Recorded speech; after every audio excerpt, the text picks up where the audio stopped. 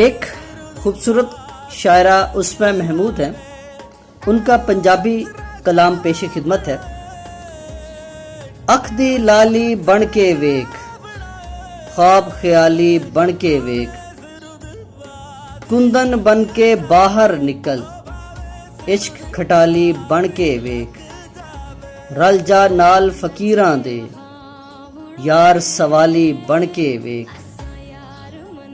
छड़ दे दुनिया दे वल फरेब, भोली भाली बन के वेख, भरिया होया रोड़ भी दे, खालम खाली बन के वेख, कोई कम निराला कर, कदी निराली बन के वेख, उस्मा दिल दे दीवे बाल, कदी दिवाली बन के वेख। Likey